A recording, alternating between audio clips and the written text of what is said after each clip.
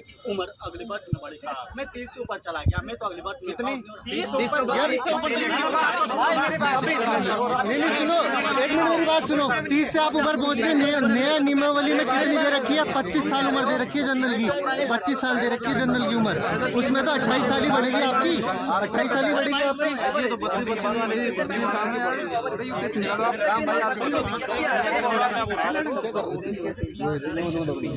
अगर उसके बाद भी ओवर एज हो रहे हैं तो सरकार ने जो करा हम उसमें तो जिम्मेदार नहीं है।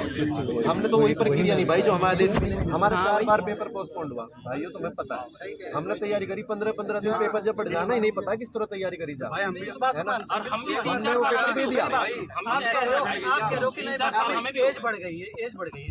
अभी मैं पुराने भर्ती में ओवर एज था, जब तक नई भर्ती की विज्ञप्ति आ रही है तब तक मैं वहाँ पे ओवर एज हो जा रहा हूँ। मैं कहाँ जाऊँ?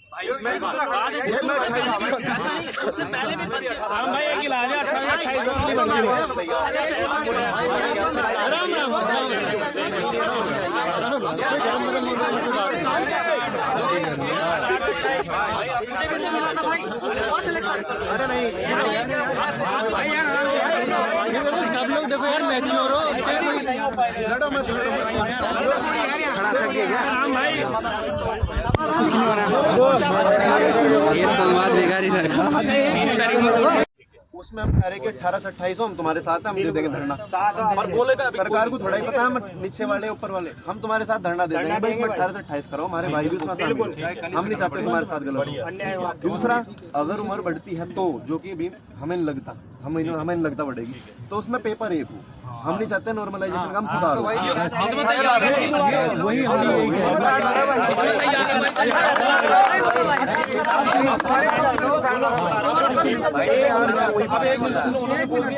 उन्होंने अपने मतलब सब संतुष्ट है भाई।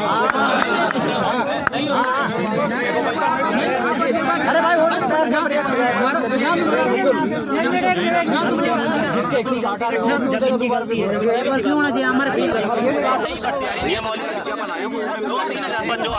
उसमें मौका दो, उसमें मेरा ये कहना सुनो, एक हम आज ऐसे अच्छा सुनो मेरी बात ना, भाई सुनो यार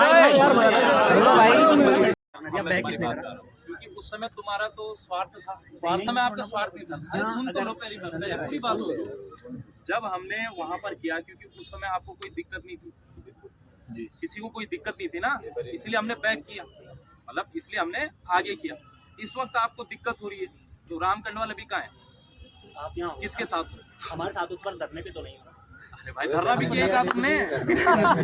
अरे नौबत ना आएगा, पहले आप बीच की मध्यस्थ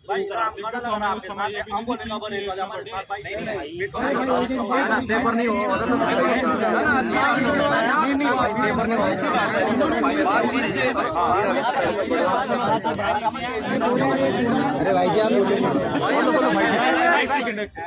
ठीक है।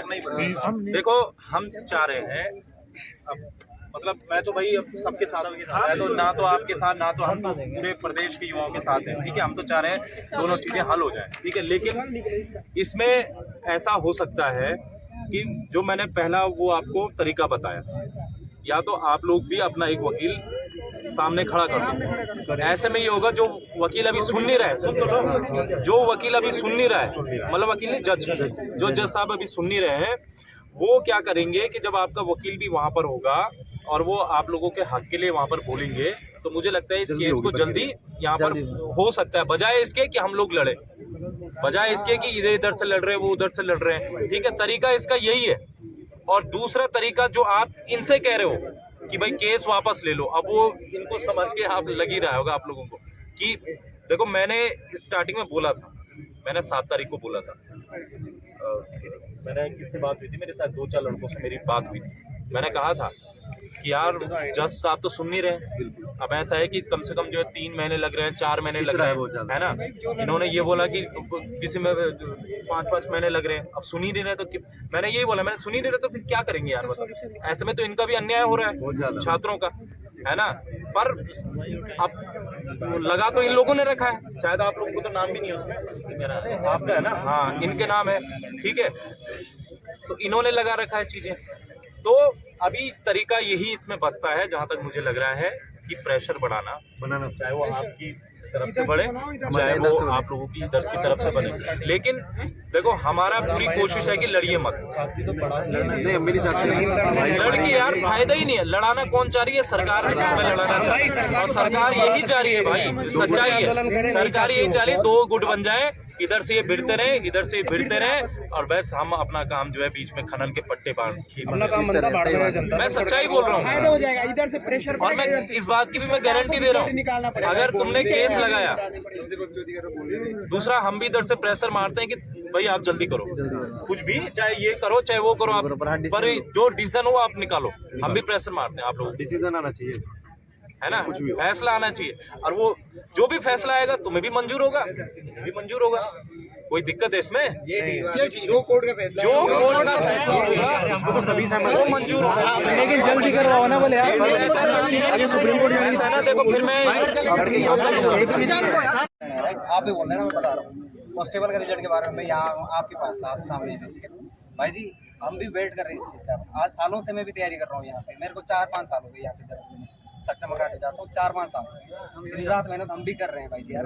घर से इतना ये हम भी नहीं है कि हमारे माँ बाप भी गाय भैंस चरा रहे हैं, वो भी मेरा बेटा निकलेगा, अब निकलेगा, कब आएगा बेटा तेरा रिजल्ट? इतना टाइम हो गया, लेकिन अब कब आएगा तेरा रिजल्ट? सर ये स्टे लगाए, आज से लगाए 1 साल हो गया सर, अक्टूबर और इतना लंबा खींचा जा रहा है, इसमें कौन? एक तो जज नहीं सुन रहा सर, हम पिस रहे हैं, ये पिस रहे हैं, हम मान रहे हैं कि यार एज बढ़ाओ, हम मान रहे हैं इस चीज को यार बढ़ाओ एज, लेकिन यार हम तुम्हारे साथ थे पहले, हमने कहा यार एज बढ़नी चाहिए बढ़नी चाहिए बढ़नी चाहिए, और पेपर दे के यार भाई अब हम क्या करें? हम अब तुम्हारे लिए हम अगर 6 साल पीछे स्टे हो जाए, मतलब 6 साल और 6 महीने सॉरी 6 महीने और खींच गया ये, तो उसके बाद आपकी तो चलो मान एज बच गई, जो बंदा इस बॉर्डर पे खड़ा होगा उसकी तो एज ओवर हो जाएगी, स्टे से हो जाएगी, नहीं होगी, होगी कि नहीं होगी? उसका क्या होगा भाई? आप भी अपना देख रहे हो यार, तो नहीं सब अपना देख रहे हो भाई जी, ये ना इसमें भाई जी ये भी नंबर खींचेगा ना भाई जी, आप भी बताओ, हमको तो दिक्कत होने वाली है। बच्चे देहरादून में रह रहा है, देहरादून में नियम वाले के हिसाब से जो एज है वो भी जा रहे हैं, देहरादून में रहने का महीने का 10,000 है। हर किसी की आर्थिक स्थिति सबके जैसी नहीं है 10,000 रुपये महीना देने की, लड़के अपने आप खाना बना